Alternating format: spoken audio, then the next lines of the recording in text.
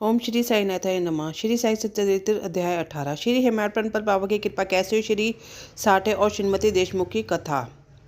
ब्रह्म ज्ञान हेतु लालायित एक धनी व्यक्ति के साथ बाबा ने किस प्रकार व्यवहार किया, इसका वर्णन हेमाडपंत ने गद्यों अध्याय में किया गया। अब हेमाडपंत किस प्रकार बाबा ने अंगुर कर उत्तम विचारों को प्रोत्साहन देकर उन्हें फलीभूत किया तथा जन्मोत्पत्ति व परिश्रम के प्रतिफल के संबंध में किस प्रकार उपदेश किए, इसका 2 अध्यायों में वर्णन किया जाएगा। तो मैं यहाँ पे 18वें अध्याय में श्री साठे और श्रीमती देशमुख की कथा का वर्णन कर रही हूँ। बाकी सब कथाओं का 19वें अध्याय में वर्णन करूँगी। पूर्व विषय यह विदित ही है कि सद्गुरु पहले अपने शिष्य की योग्यता पर विशेष ध्यान देते हैं। उनके चित्त को किंचित मात्र भी डावाडोल ना कर वह उपयुक्त उपदेश देकर उन्हें आत्माभिवृद्धि की ओर प्रेरित करते हैं। इस संबंध में कुछ लोगों का विचार है कि जो शिक्षा या जो सद्गुरु द्वारा प्राप्त हो उसे अन्य लोगों से प्रसारित नहीं करना चाहिए। उनकी ऐसी धारणा है कि उसे प्रकट कर देने से उसका महत्व बढ़ जाता है। यथार्थ में दृष्टिकोण संकुचित है। सद्गुरु तो वर्षा ऋतु के मेघा सदृश जो सर्वत्र एक समान बरसते हैं, अर्थात वे अपने नितुल्य उपदेशों को विशेष क्षेत्र में प्रसारित करते हैं। प्रथम उनके सारांश को ग्रहण कर आत्मसात कर ले, फिर संकीर्णता से रहित होकर अन्य लोगों में प्रचार करें। यह नियम जागृत और स्वप्न दोनों अवस्थाओं में प्राप्त देशों के लिए है। उदाहरण बुद्धि कौशिक ऋषि ने स्वप्न में प्राप्त प्रसिद्ध रामरक्षा स्रोत साधारण जनता के हितार्थ में प्रकट कर दिया गया था। जिस प्रकार एक दयालु माता बालक के उपरार्ध कड़वी औषधि का बलपूर्वक प्रयोग करती है, उसी प्रकार श्री साई बाबा भी अपने भक्तों के कल्याण ही उपदेश दिया करते थे। वे अपने पद्धति गुप्त न रखकर पूर्ण स्पष्ट को ही अधिक महत्व देते थे। इसी कारण जिन भक्तों ने उनके उपदेशों का पूर्णतः पालन किया वे अपने ध्येय की प्राप्ति में सफल हुए। श्री साई बाबा जैसे सद्गुरु ही ज्ञान चक्षुओं को खोलकर आत्मिका की दिव्यता का अनुभव करा देने में समर्थ है। विषय वासनाओं से आसक्ति नष्ट कर वह भक्तों की इच्छाओं को पूर्ण कर देते हैं, जिसके फलस्वरूप ही ज्ञान और वैराग्य प्राप्त होकर ज्ञान की उत्तरत होती रहती है। यह सब केवल उसी समय संभव है जब हमें सद्गुरु का सानिध्य प्राप्त हो तथा सेवा के पश्चात हम उनके प्रेम को प्राप्त कर सके। तभी भगवतवान भी जो भक्त काम कल्पतरु हैं हमारी सहायता आ जाते हैं। वे हमें कष्टों और दुखों से मुक्त कर सुखी बनाते हैं। यह सब प्रगति केवल सद्गुरु की कृपा से ही संभव है, जो कि स्वयं ईश्वर के प्रतीक हैं। इसलिए हमें सद्गुरु की खोज में सदैव रहना चाहिए।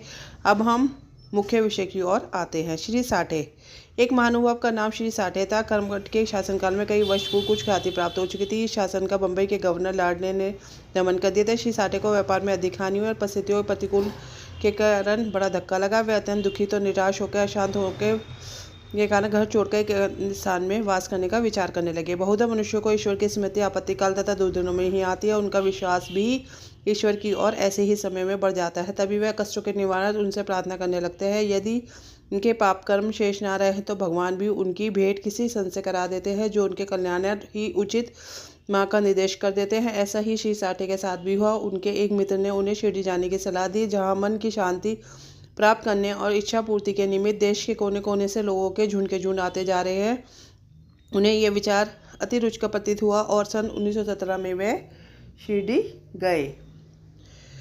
बाबा के सनातन पूर्ण ब्रह्म स्वयं दीप्तिमान निर्मल शांत व स्थिर हो गया। उन्होंने सोचा कि गत जन्मों के संचित शुभ कर्मों के फलस्वरूप ही आज मैं श्री साई बाबा के पवित्र चरणों तक पहुंचने में समर्थ हो चुका हूँ। श्री साठे दृढ़ संकल्प के व्यक्ति थे, इसलिए उन्होंने शीघ्र ही गुरु चरित्र का पारायण प्रारंभ कर दिया। जब एक सप्ताह में चरित्र की प्रथम आवृत्ति समाप्त हो गई तब बाबा ने उसे रात्रि में एक सपन दिया, जो इस प्रकार है। बाबा अपने हाथ में चरित्र लिए हुए और श्री साठे को कोई विषय समझा रहे हैं। श्री साठे सम्मुख बैठे ध्यानपूर्वक श्रवण कर रहे हैं। जब उनकी निद्रा भंग हुई तो स्वप्न के स्मरण कर वह बहुत पसंद हुए। उन्होंने विचारा है कि यह बाबा का अत्यंत कृपया है, जो इस प्रकार अचेतनावस्था में पड़े हुए को जागृत कर उन्हें गुरुचरित्र का अमृतपान कराने का अवसर प्रदान करते रहते हैं। उन्होंने यह स्वप्न श्री काका साहेब दीक्षित को सुनाया और श्री साई बाबा के पास प्रार्थना करने को कहा।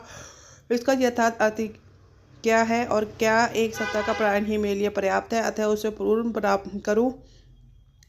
श्री काका साहेब दीक्षित ने उचित अवसर पाकर बाबा से पूछा, हे देव, इस दिशांत में आपने श्री साठे को क्या उपदेश दिया है? क्या वह प्रायण सप्ताह स्थगित कर दे? वह एक सरल हृदय भक्त है, इसलिए उनकी मनोकामना पूर्ण करे। और हे देव, कृपा कर उन्हें एक स्वप्न का यथार्थ अर्थ भी समझा दे। तब बाबा बोले कि उन्हें गुरुचरित्र का एक सप्ताह और पारायण करना उचित है। यदि वे ध्यानपूर्वक पाठ करेंगे तो उनका चित्त शुद्ध हो जाएगा और शीघ्र ही कल्याण होगा। ईश्वर ही प्रसन्न होकर भवबंधन से मुक्त कर देंगे। इस अवसर पर श्री हेमाडपंत भी वहाँ उपस्थित थे। बाबा के चरण कमलों की सेवा कर रहे थे। बाबा के वचन सुनकर उन्हें विचारा है कि साठे को केवल सप्ताह के पारायण से ही मनोवांछित फल की प्राप्ति हुई, जबकि मैं गत 40 वर्षों से गुरुचरित्र का पारायण कर रहा हूँ, जिसका कोई परिणाम अब तक ना निकला। उनका केवल 7 दिनों तक ही शिरडी का निवास ही सफल हुआ और मेरा गत 7 वर्ष का सहवास क्या व्यर्थ हो गया। चातक पक्षी के समान मैं सदा के पघन ही देख करता हूँ, जो मेरे ऊपर मस्तिष्क में आया ही था कि बाबा को सब ज्ञात हो गया।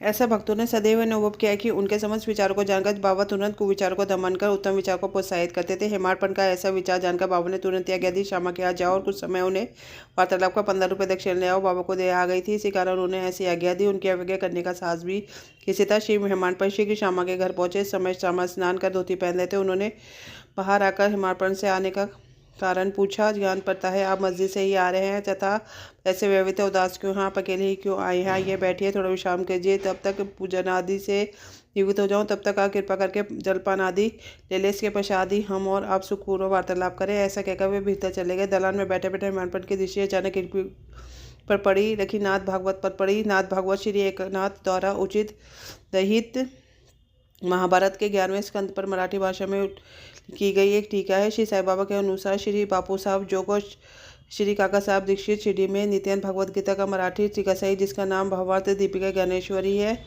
तथा नाथ भागवत और एक नाथ का महान ग्रंथ भागवत रामायण का पठन किया करते थे। जब भगत बाबा से कोई प्रश्न पूछने आते थे तो वह कभी आशंकित उत्तर देते तो कभी उनको उपयुक्त भागवत तथा प्रमुख ग्रंथों का श्रवण करने को कहते थे, जिन्हें सुनने पर भक्तों को अपने प्रश्नों के पूर्णतः संतोष पर उत्तर प्राप्त हो जाते। श्री हेमाडपंत भी नित्य प्रति नाथ भागवत के कुछ अंशों का पठन किया करते थे। आज प्रात मस्जिद को जाते समय कुछ भक्तों के सत्संग के कारण उन्होंने अपने नित्य नियमानुसार पाठ अधूरा ही छोड़ दिया था। उन्होंने जैसे ही वह ग्रंथ खोला तो अपने अपूर्ण पाठ भाग का पृष्ठ से सामने देखा। उन्हें आश्चर्य। उन्होंने सोचा बाबा ने इसी कारण ही मुझे यहाँ भेजा ताकि मैं अपना शेष वार पूजा कर लूँ। उन्होंने शेष अंश का पाठ प्रारंभ कर दिया।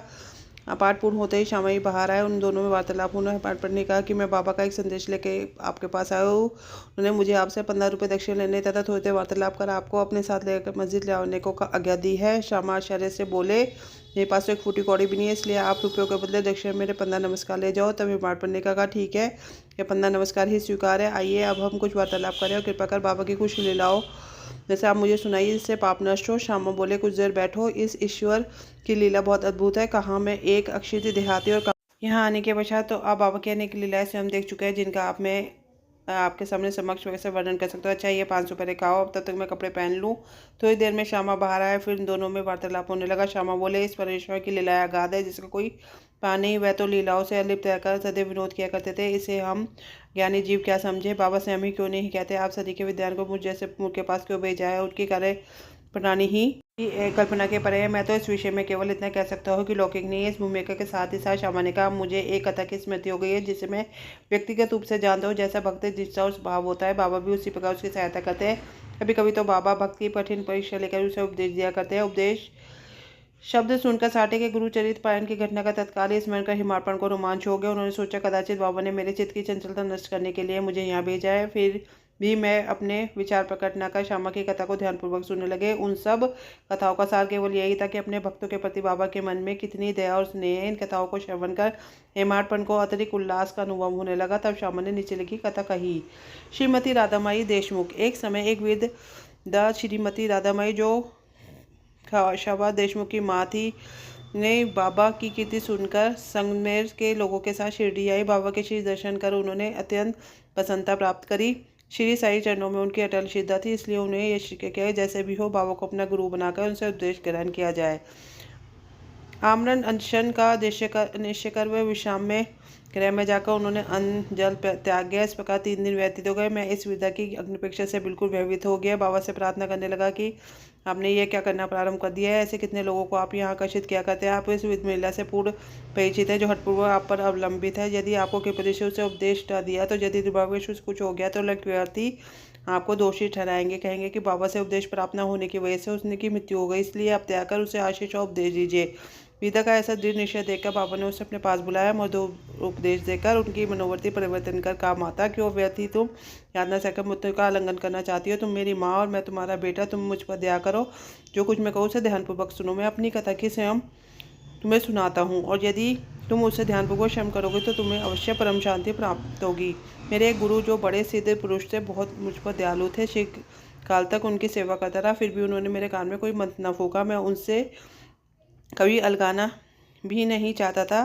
मेरी पल पल उत्कंठा थी कि उनकी सेवा का जिस प्रकार संभव हो सके मंत्र प्राप्त करूं, परंतु उनकी नीति तो न्यारी ही थी। उन्होंने पहला मेरा मुंडन कर मुझसे 2 पैसे दक्षिणा में मांगे, जो मैंने तुरंत दे दिए। यदि तुम प्रश्न करो तो कि मेरे गुरु उस तब पूर्ण काम थे, तो मैं उन्हें पैसे मांगना क्या शोभनीय था, और फिर उन्हें विरक्ति भी कैसे कहा जा सकता है? इसका उत्तर केवल कि वह कंचन को ठुकराया करते थे, क्योंकि उसकी स्वप्न में भी आवश्यकता न थी।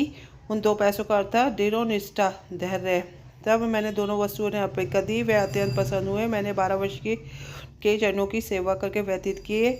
उन्होंने मेरा भरण पोषण किया, अतः मुझे भोजन और वस्तु का अभाव न था। वे प्रेम की मूर्ति थे, अथवा कहो कि प्रेम के साक्षात अवतार थे। मैं उनका वर्णन कैसे कहूँ, क्योंकि उनका तो मुझ पर बहुत स्नेह था। उनके समान गुरु कोई बिरला ही होगा। जब मैं उनकी निहारता, मुझे प्रतीत होता कि गंभीर मुद्रा में ध्यानमग्न है, और तब हम दोनों आनंदित हो जाते थे। 8 पहर एकटक उनके श्रीमुख की ओर निहारा करता था। मैं भूख और प्यास की सुध-बुध खो बैठा था। उनके दर्शनों के बिना मैं शांत हो जाता था। गुरु सेवा की चिंता के अतिरिक्त मेरे लिए और चिंतनीय विषय या पदार्थ न, मुझे तो केवल उन्हीं का ध्यान रहता था। अतः मेरा मन उनका चरण कमलों में मग्न हो गया। यह हुई 1 पैसे की दक्षिणा। धैर्य है दूसरा पैसा। मैं धैर्यपूर्वक बहुत काल तक प्रतीक्षा का गुरु सेवा करता रहा। यही धैर्य मुझे भी भवसागर में पार उतार देगा। वैसे ही धैर्य ही मनुष्य में अनुष्ठित है। धैर्य धारण करने से समस्त पाप और मोह नष्ट होगा। उनके हर संकट दूर होते हैं तथा बह जाता रहता है। इसी प्रकार तुम्हें भी अपने धैर्य की प्राप्ति हो जाएगी। धैर्य तो गुणों की खान व उत्तम विचारों की जननी है। निष्ठा और धैर्य 2 जुड़वा बहनों के समान ही है, जिन्हें परस्पर प्रकार प्रेम है। मेरे गुरु मुझसे किसी वस्तु की आकांक्षा न करते थे। उन्होंने कभी भी मेरे उपेक्षा न कर वह सदैव रक्षा करते थे। यदि मैं सदैव उनके चरणों के समीप बैठा रहता था, फिर भी कभी किन्हीं अन्य स्थानों पर यदि चला जाता तो मेरे प्रेम में कमी न हुई। वह सदा मुझ पर कृपा दृष्टि रखते थे। जिस प्रकार कछुई दृष्टि अपने बच्चों का पालन करती है, चाहे वह उसके समीप हो या नदी के उस पार, सो है मेरे गुरु ने मुझे कोई मंत्र सिखाया नहीं। तब मैं तुम्हारे कान में कैसे कोई मंत्र हूँ? केवल इतना ही ध्यान करो कि गुरु की भी कछुए के समान प्रेम दृष्टि हमें संतोष प्राप्त होता है। इस कारण व्यर्थ में किसी से उपदेश प्राप्त करने के प्रयत्न ना करो। मुझे ही अपने विचारों तथा कर्मों का मुख्य ध्येय बना लो, तब तुम्हें निस्संदेह ही परमात्मा की प्राप्ति हो जाएगी। मेरी और अन्य भाव से देखो, मैं भी तुम्हारी और वैसे ही देखूंगा। इस मस्जिद में बैठकर मैं सत्य ही बोलूँगा कि इन्हें साधनाओं या शास्त्रों के अध्ययन की आवश्यकता नहीं है, वरन केवल गुरु में विश्वास ही पर्याप्त है। पूर्ण विश्वास करो कि गुरु ही करता है और वह धन्य है। जो गुरु की महानता से परिचित हो, उसे हरि और ब्रह्म का अवतार समझता है। इस प्रकार समझाने से विध महिला को सांत्वना मिली। उसने बाबा को नमक अपना उपवास त्याग गया। यह कथा ध्यानपूर्वक एकाग्रता से श्रवण कर, उनको उपयुक्त पर विचार कर हेमाडपन को बड़ा आश्चर्य हो। उनका कंठ टूट गया और वह मुख से एक शब्द भी न बोल सके। उनकी ऐसी स्थिति देख सामने पूछा, आप ऐसे सम क्यों गए? बात क्या है? बाबा की तो इस प्रकार की लीलाएं गणित है जिसका मैंने वर्णन मुख से कर चुका हूँ। ठीक उसी समय मस्जिद में घंटानाद होने लगा, जो कि मध्याह्न आरती पूजन का घोतक था।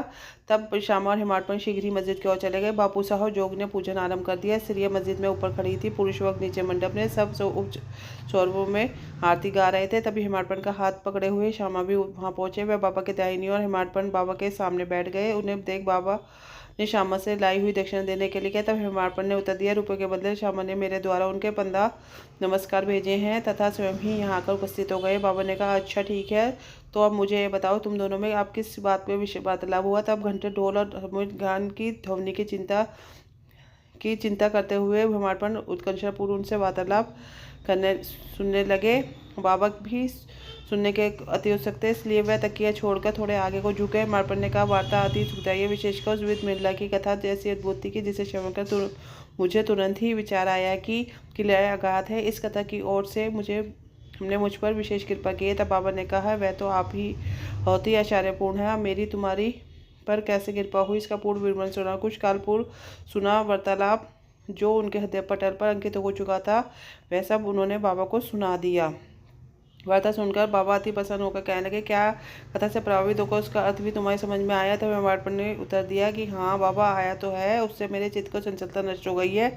अब यथार्थ में वास्तविक शांति और सुख का अनुभव कर रहा हूँ तथा मुझे सत्य का मार्ग पता चल गया। तब बाबा बोले, सुनो, मेरी पद्धति आदित्य, यदि इस कथा का स्मरण रखोगे तो बहुत ही उपयोगी सिद्ध होगी। आत्मज्ञान प्राप्त करने के लिए ध्यान अत्यंत आवश्यक है, और यदि तुम इसका निरंतर अभ्यास करते रहोगे कुप्रवृत्तियाँ शांत हो जाएंगी। तुम्हें आसक्ति रहित होकर सदैव ईश्वर का ध्यान करना चाहिए, जो सर्व प्राणियों में व्याप्त है, और जब इस प्रकार मन एकाग्र हो जाता है तुम्हें देह की प्राप्ति हो जाएगी। मेरे निराकार सच्चिदानंद स्वरूप का ध्यान करो। यदि तुम्हें ऐसा करने में असमर्थ कहो तो मेरे सकारों का ही ध्यान रखो। जैसे कि तुम मुझे दिन रात यहाँ देखते हो, इस प्रकार तुम्हारी वृत्तियाँ केंद्रित हो जाएंगी। ध्यान और देह का प्रत्येक नष्ट होकर ध्याता चैतन्य से कतवों को प्राप्त कर ब्रह्म के साथ अभिन्न हो जाएगा। कछुई नदी के इस किनारे पर रहते हैं, उसके बच्चे दूसरे किनारे पर, ना वह उसका दूध पिलाती है, ना हृदय से लगा कर रखती है, वरन केवल उनकी प्रेम दृष्टि से ही उसका भरण पोषण होता रहता है। छोटे बच्चे भी कुछ न करके केवल अपनी माँ का स्मरण करते रहते हैं। उन छोटे छोटे बच्चों पर कछुओं की केवल दृष्टि ही उसे अमूल्य आहार और आनंद प्रदान करती है। ऐसे ही गुरु और शिष्य का भी संबंध है। बाबा ने ये उत्तम शब्द कहे थे कि आरती समाप्त हुई, सबने स्वर में श्री सच्चिदानंद सदगुरु साईनाथ महाराज की जय बोली। प्रिय पाठ को कल्पना करो कि अब हम उसी समय उसी भीड़ में जय जयकार में सम्मिलित है। आरती समाप्त होने के बाद प्रसाद वितरण हुआ। बापू साहब जो हमेशा की तरह जो आरती की और बड़े भाव को नमस्कार को मिश्री का प्रसाद दिया। यह मिश्री हिमाड़पन को देखकर बोले, यदि तुम इस कथा को अच्छी तरह सदैव से स्मरण करोगे, तुम्हारी स्थिति भी इस मिश्री के समान मधुर होकर समझ इच्छाएं पूर्ण हो जाएगी, तुम सुखी हो जाएगी। हिमाड़पन ने बाबा को साष्टांग बलराम की और स्तुति की कि प्रभु इस प्रकार की दया सदैव मेरी रक्षा करते रहो। तब बाबा ने आशीर्वाद देकर कहा, इन कथाओं को श्रवण कर नित्य मनन और ध्यान कर सारे तत्व को ग्रहण करो, तब तुम्हें ईश्वर का सदा स्मरण तथा ध्यान बना रहेगा। और वैसे हम तुम्हारे समक्ष अपने स्वरूप को प्यारे पाठ को हिमाड़पन को उस समय मिश्री का प्रसाद भली भांति मिला। प्रसाद के साथ साथ उन्हें ज्ञान की भी भरपूर प्राप्ति हुई। इसी के साथ साई चरित्र का 18वां अध्याय पूर्ण होता है। ओम साईनाथ परमस्तु शुभम वस्तु। ओम साईनाथाय नमः।